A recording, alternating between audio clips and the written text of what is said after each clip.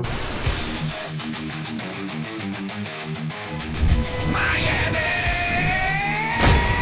To mission control, we have liftoff. Phinhub!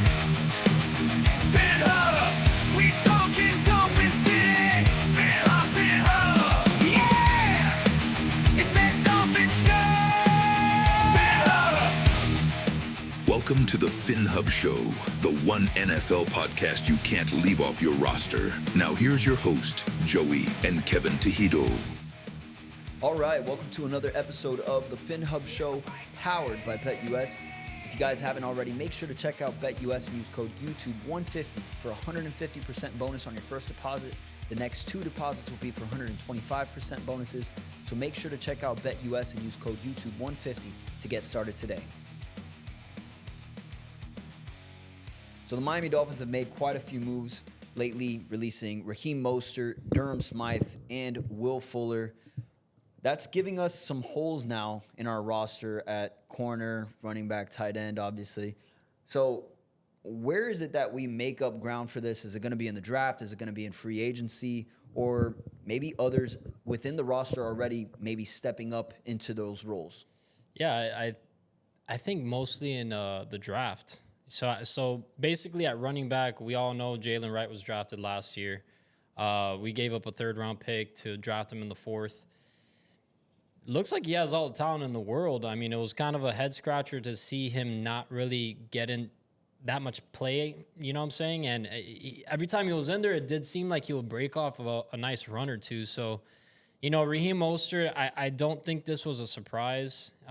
He's on the decline, a guy that's very injury-prone. He had some ball security issues last year, and which led to him basically being benched and an afterthought in this offense, which is crazy because the year before, there's a guy that had about like 20 touchdowns, right? 20 rushing Moster, and receiving touchdowns together, right? It was over 20. He broke a franchise record for, I think, the most touchdowns in a season. I think it was what it was.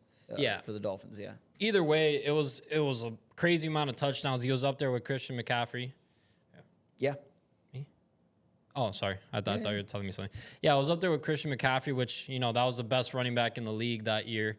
And we all know Saquon Barkley's doing this thing now in Philly. But, yeah, I wanted to ask you. That's why I'm saying it's not much of a surprise there. Is there anyone on that list, those three names, that you're like, hey, I didn't expect that? I guess... Not really. I could have seen them also like sticking around with any of these guys because the Dolphins tend to do that. So I guess it's surprising in a sense that they did actually go through with these moves. I think they're all appropriate in their own sense. Yeah.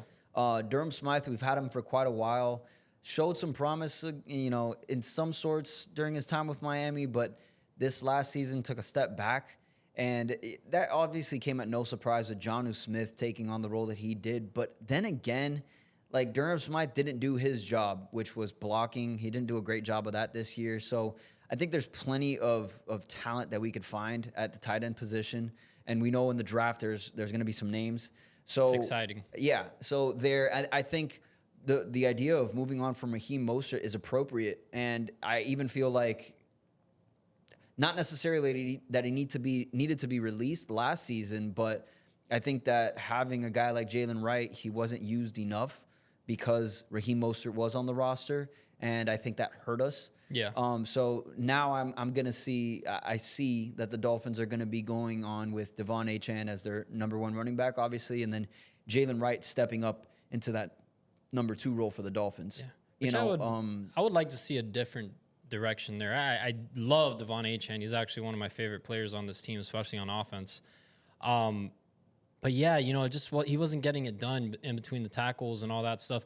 And I get it. He's not that type of running back, but I do want a power back. I want someone that can, you know, has good vision, that can hit these holes. And I think Jalen Wright might be that. You know, I can't say he is that 100% because we haven't seen it on a consistent level week to week. I mean, obviously he wasn't getting the opportunities either, so it's not his fault. But okay, so I think, you know, there's going to be so many people, I'm pretty sure, that are going to comment on this. So it really starts with the offensive line. And if the offensive line isn't making holes for you, you're going to have a problem running the ball, even with Derrick Henry.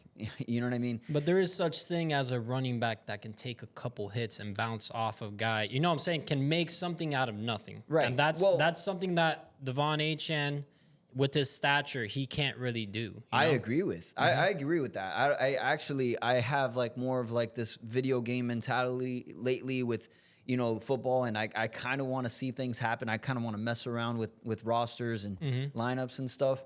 So I think no matter what, the Miami Dolphins do need to fix that offensive line because it just makes life so much easier. We saw obviously Super Bowl winners and the Eagles what an offensive line and a defensive line looks like. The trenches ultimately decides the game. Yeah. Makes the game so much easier for whoever's involved. I mean, imagine a hole for Devon Achane. The guy is gone. No, he's gone. It just makes life easier. That's common sense. But, with the things that we've been hearing, which I'm sure we'll get into that, or maybe that we'll save that for the next episode, the things that we've been hearing about Tyreek Hill, who knows? Maybe Devon Achane transitions from running back to wide receiver. Yeah. Because I think he had the second most catches among running backs. Devon Achane? Or was it first? I think it was the first. I think he was first in receiving touchdowns for running backs or something like that. And second in receptions, maybe? Probably, man. Either my way, head's... Devon Achane had an amazing receiving year, especially for a running back. And I think he didn't have any drops. Something like that. That's huge. Yeah. Which Tyreek Hill and Jalen Waddle, we've seen them with their drops. So imagine a world, and we're just, playing video games, and we know that this isn't Madden and everything, but imagine a world where you do lose a guy like Tyreek Hill. You have a guy like Devon Achane who can step up, and maybe that you're not going to feel that as much because you have a guy that's as explosive as Tyreek Hill. Yeah. If he can, keep doing what he did last season and make sure to catch the ball, which Tyreek Hill didn't have a great season doing either. Maybe we don't lose much there. Now, running back, what do you have? You have Jalen Wright. Maybe you draft a guy. Maybe you pick up a guy in free agency. And now you haven't really lost a step either in the running game or in the passing game. Yeah. So I think that's a pretty interesting option. I would even like to see if the Dolphins maybe go with the 2 tight end set, you know what I mean? And you have 2 receiving options at tight end. Not a guy like Durham Smythe or Julian Hill, where these guys really aren't so much a threat. I don't want to see Julian Hill on the field. If you want him as depth and a guy that can come in and block every now and then, okay. But I do want to see them upgrade at that position. I want to see them have someone next to Jonnu Smith, like a Tyler Warren. I think that would be fantastic. That'd be a lot I of know fun. maybe it's a little rich at 13, but I think what's happening right now, the reason why these cuts are in a way they're exciting is because now the draft, like the possibilities are endless. I mean, there's so many holes to fill on this team at, I don't even want to say it, but you can get a running back later on in the draft. Now there's actually a necessity there. You only have 2 running backs on the team, in Achane and Wright. And I get it, Engold's a fullback, but we're not going to even count him there. But then you got a tight end. You need another tight end next to Jonnu Smith. And I don't think they're going to continue with the Julian Hill, like having him next to. I don't think it's going to happen.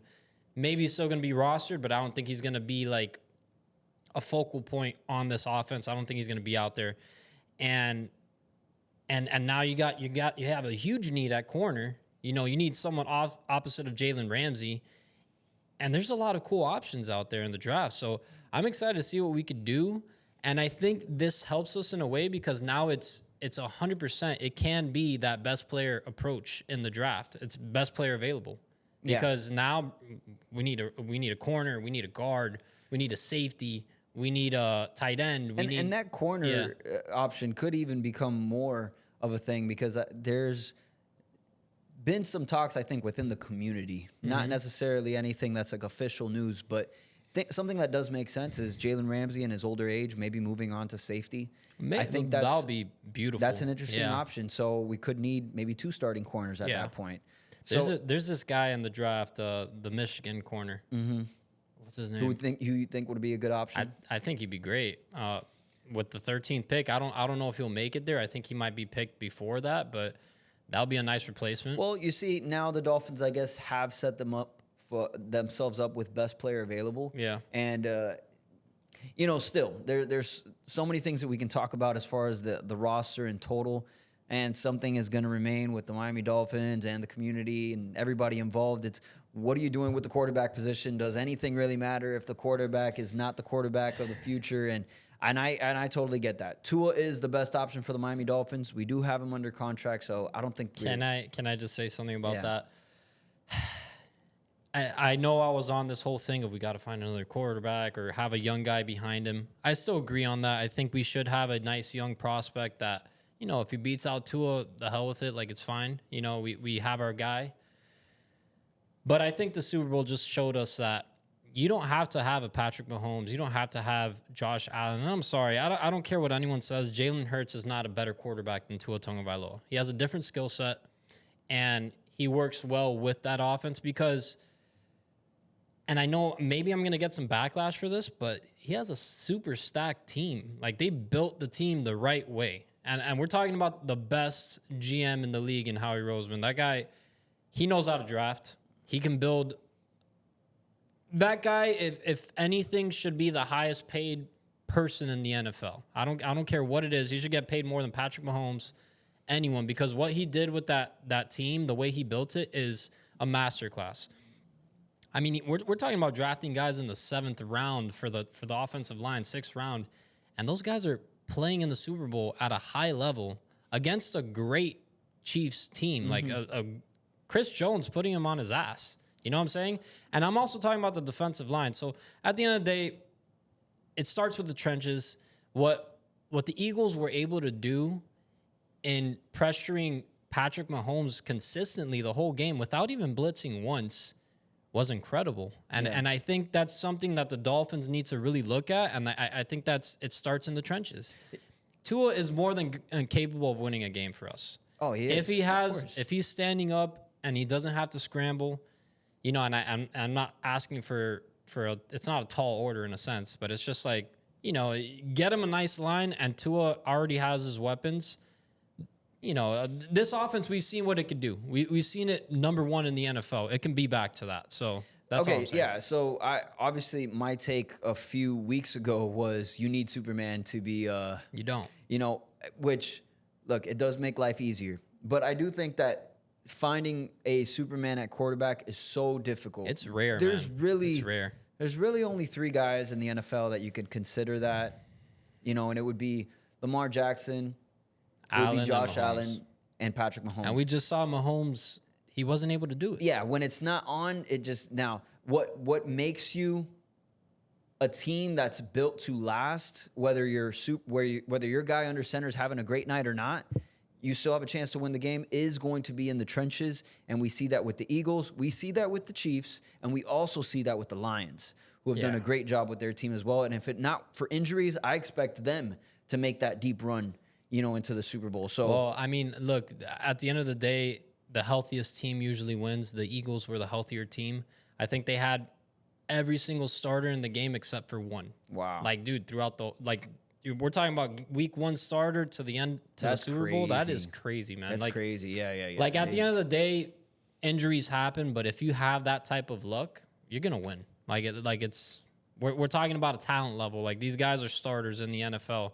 It's not a 2nd or 3rd string guy that had to come in because this guy tore his ACL or whatever the case may be. Makes a difference. It does. Huge difference. But, you know, hopefully the Dolphins can get that together and have some luck in that department. So that'd be nice. If you guys haven't already, make sure to check out BetUS and use code YouTube150 for 150% bonus on your first deposit. The next 2 deposits will be for 125% bonuses. So make sure to check out BetUS and use code YouTube150 to get started today. That's going to do it for today, guys. If you haven't already, make sure to give this video a thumbs up, subscribe, and we'll catch you in the next one. Fins up.